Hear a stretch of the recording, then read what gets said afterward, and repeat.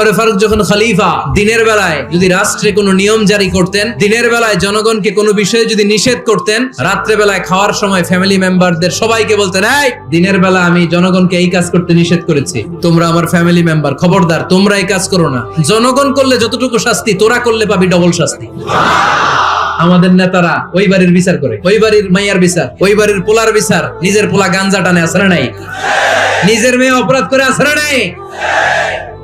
কি নেতা ছিলেন ওমর ফারুক, নিজের ছেলেকে 80টা বেত মেরেছেন। ওমর ফারুক রাদিয়াল্লাহু তাআলা আনহুর ছেলে আব্দুর রহমান ছিলেন মিশরে, ওখানে নাবিজ খেয়েছিলেন। নাবিজ হচ্ছে আরব দেশের লোকেরা দুধের মধ্যে শক্ত খুরমা রাত্রেবেলা ঢেলে দিত, ঢেলে দিলে সারা রাত ওই খুরমার রসটা দুধের সাথে মিশে দুধটা লাল হয়ে যেত। এটারে সকালবেলা খেত, খুব সুস্বাদু, এটাকে বলে নাবিজ। কিন্তু এটা রাতে ভিজাইলে সকালেই খাইতে হয়, রেখে দিলে আবার একটু সমস্যা হয়, এটা অনেকটা তারির মতো হয়ে যায়, মাতলামি চলে আসে। তো ওমর ফারুকের ছেলে নাবিজ খেয়েছেন, মদ খাননি, নাবিজ। কিন্তু নাবিজ খাওয়াতে সাকরান চলে এসেছে। সাকরান চলে আসাতে এটা যখন প্রমাণিত হয়েছে, আমর ইবনে আল-আস রাদিয়াল্লাহু তাআলা আনহু নাকি 80 বেত মেরেছেন মিশরে।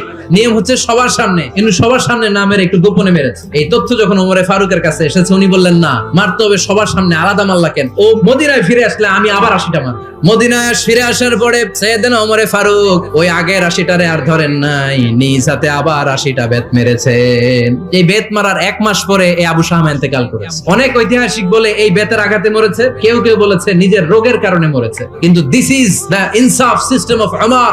নিজের ছেলে বলে ছেড়ে দেয় নাই, এখন নিজের ছেলে হইলে 7 খুন মাফ, নেতার ছেলে হইলে 10 খুন মাফ, এলাকার মোড়লের ছেলে হইলে 10 খুন মাফ। নো পার্সিয়ালিটি ইন ইসলাম। ইসলামে পার্সিয়ালিটি নাই। আপনি নেতার ছেলে হন, আপনি বিজনেস ম্যাগনেটের ছেলে হন, আপনি যেই হন না কেন, ইসলামের দৃষ্টিতে সবাই সমান। চিল্লায় বলেন ঠিক কিনা?